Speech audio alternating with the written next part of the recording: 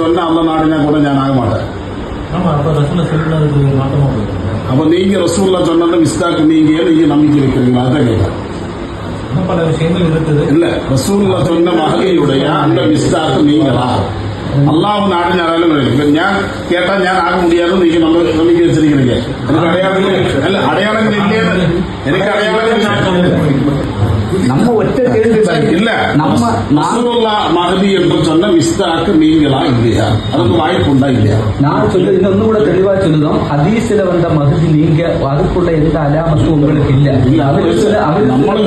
அவரு சொல்லத்துல அக்கீதின் விழி. ஆனா நீங்க ஆவுது உங்களுக்கு அந்த நம்பிக்கை இருக்குதா இல்லையா?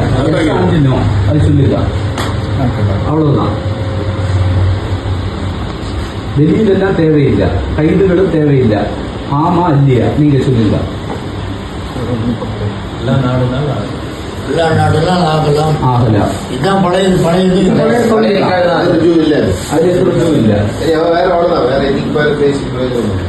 மிஸ்தாக்கு நீங்க ஆகலாம் என்பது நம்பிக்கை. நீங்க அப்படி நம்பிட்டு இருக்கிறீங்க. ரசூலுல்லாஹ் ஹதீஸ்ல சொன்ன மாதிரி நான் தான் இல்லையா? அல்ல நீங்க ஆகலாம்.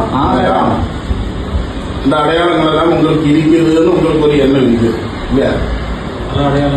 சரி சரி எல்லாமே நம்ம தான் கேட்பாங்க. இது வரைக்கும் ஜாதிகள்லாம் தேவைப்படாது. சரி அது சொல்லுங்க. பார்க்க நீங்க சொல்லணும். இந்த பயான் எதுவும் பண்ணுங்க.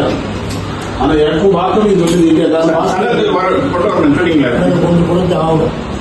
இந்த சனத்தை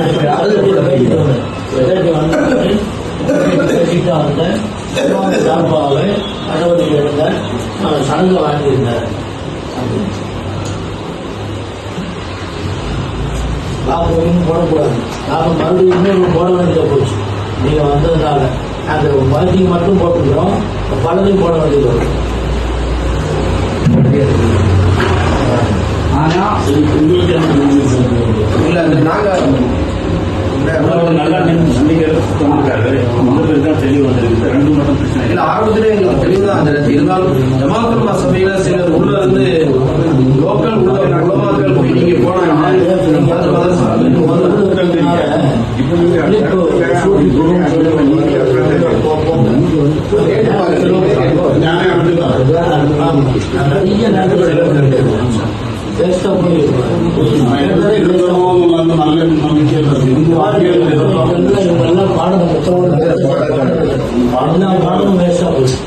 அன்னைக்கும் அப்படிதான் 2 பீரியட் வேஸ்டா போச்சு.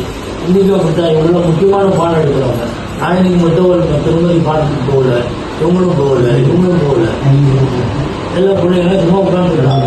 பாடத்தை வேஸ்ட் பண்ணிட்டு இப்போ உட்காந்து நம்ம இந்த வேலையெல்லாம் பண்ணி ஒரு பிரயோஜனம் பிரச்சனை. நீங்க முதல்ல நீங்க அவர் தகுதி பண்ணி எப்படி இருக்காரு என்ன அப்படின்னு சொன்னாலும்